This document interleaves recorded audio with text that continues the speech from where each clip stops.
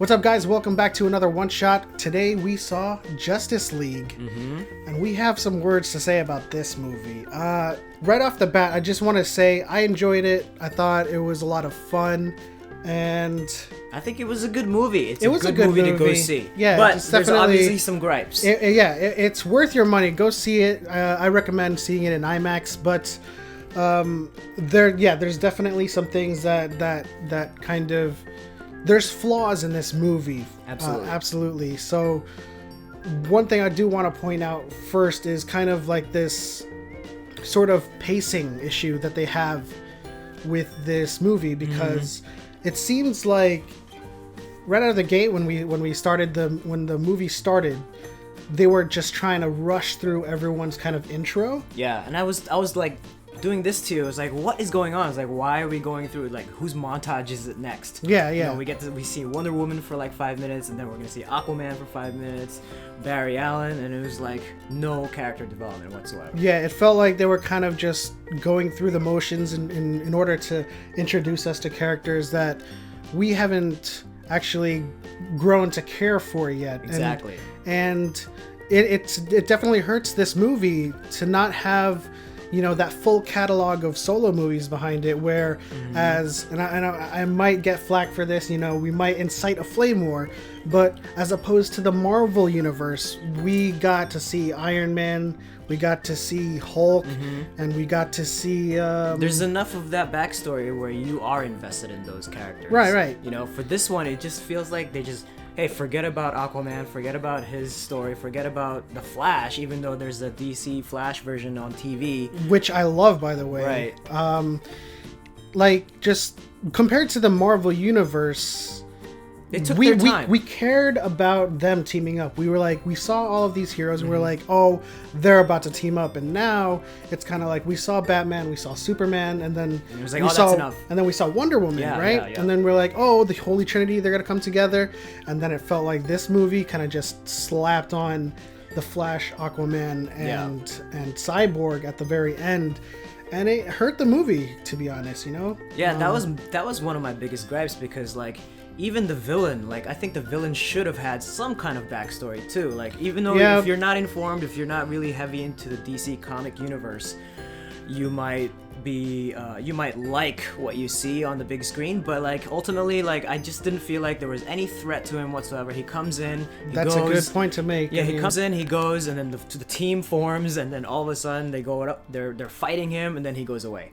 Yeah, to the more informed audience, yes, he was revived in BVS, thanks to Lex Luthor. But again, it's a good point to make that the stakes weren't really that high. Like the world was threatened, obviously, right? And they had to save the world. But to the team, he didn't seem like a threat to them. Yeah, I mean, like even Aquaman and Wonder Woman, it felt like they were just like, I have a gripe with that one. It felt like they were doing fine going up against this huge threat that's a threat to the world, and you know, like, it just didn't seem like the team was in danger whatsoever. Like you were like concerned that one of them might fall, or like, you know, just that danger, that essence of danger was missing. It goes hand in hand with the fact that we haven't grown to care for them. So it's like you're not even concerned for their safety on that level, right? I mean, I care about Wonder Woman. I mean, her I definitely care about Wonder Woman. I care about Batman and Superman, but Cyborg, like, you know, he was cool. But all he did was, you know, he just showed up and like interfaced with like the Matrix. Yeah, I mean, that's what Cyborg does in the comics and in the cartoons. But again, we don't have that kind of relationship with these characters that we have with Marvel. So on a fundamental level, we don't necessarily care or have any concern about their well-being against Steppenwolf. Yeah, I mean, the Atlanteans, and we only got to see like what, 3 of them underwater trying to protect the box, and then Amber Heard's like 2-minute scene. And that's one of my biggest gripes. They severely depowered Aquaman. He is, for all intents and purposes, Superman level strength, durability, and he's being thrown around by Steppenwolf. And when Superman finally comes in, it kind of like, and we were talking about this on the way on the ride home. It kind of felt like, why did we assemble this team? Why is there a team? Why don't we just get Superman there? It felt like, you know, the first half, they were kind of like, you know, Batman was all about the plans and the preparations, right. And we need to save the world, and this is what we have to do, this is our duty.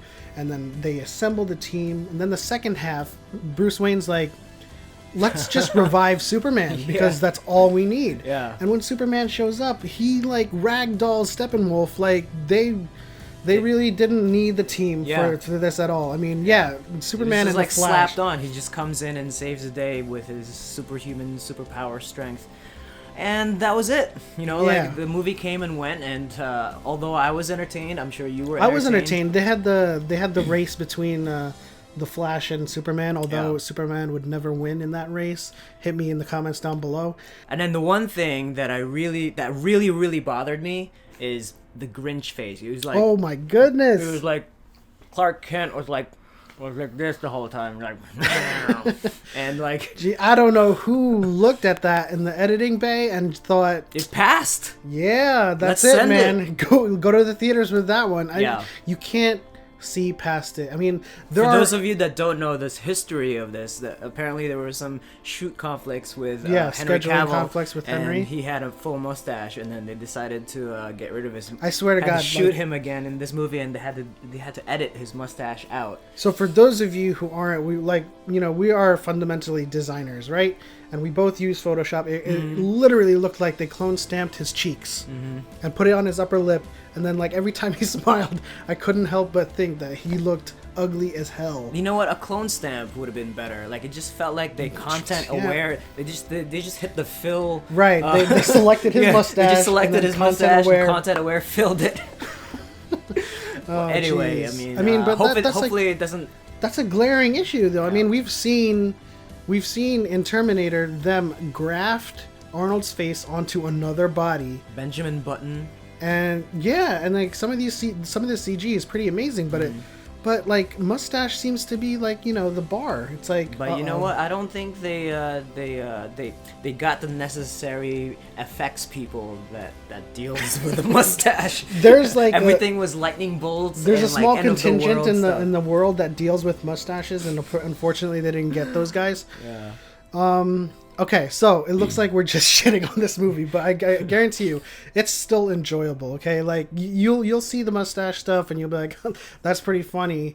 But like aside from all of the like the character development stuff and the narrative, it is very much enjoyable. They have some really cool action set pieces, and you know, at the end of the day, we enjoyed it. Yeah, I just wish that DC would just kind of take its time, you know, give it the love and respect, flesh out their characters. You know? Yeah, exactly. Just like what Marvel did. I don't know if they feel like they're rushed to get to the level of where Marvel is now. Definitely. But, you know it definitely feels like they're rushing Just take your time, man. Establish some characters. Gain some fandom between the casual fans. Because you know what's going to happen now is that, like, assuredly, they're going to have their origin stories, right? Flash movie's going to come out. The Aquaman movie's going to come out. So backwards. And then the Cyborg movie's going to come out.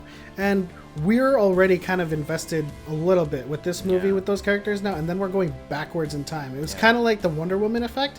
I enjoyed Wonder Woman. I thought it was a great movie, but like at the end of the day, we saw her fighting with Superman and Batman, and then her solo movie was just like going back in time. Yeah. But you know, it stitched time together, the gap with what she has been doing and how everything led to her kind of shutting herself off from the world. But that's a different topic.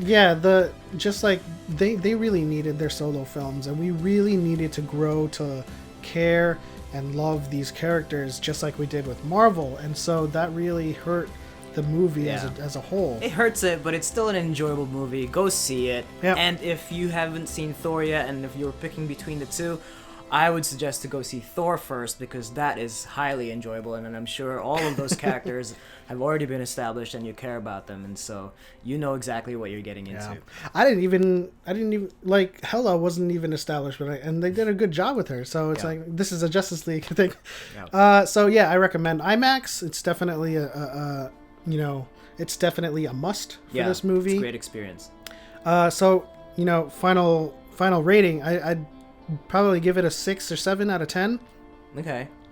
I would give it I would agree with that. I'd probably give it a 7. Yeah. I'd give it a 7. I would just I wanted to give it like a 9 or a 10, but like, it for just sure didn't happen. I definitely don't agree with the current Rotten Tomatoes score. I think they're giving it like a 44%.